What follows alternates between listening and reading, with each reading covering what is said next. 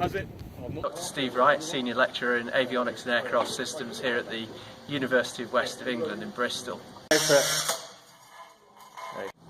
Here's what we call the Agile drone. It's pretty much based on racing drone technology. So let's get some flying done.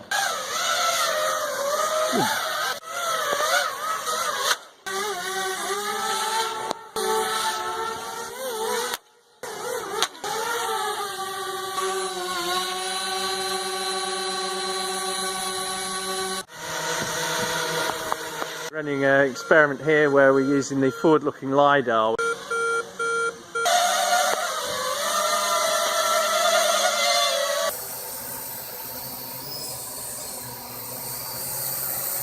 That is lovely.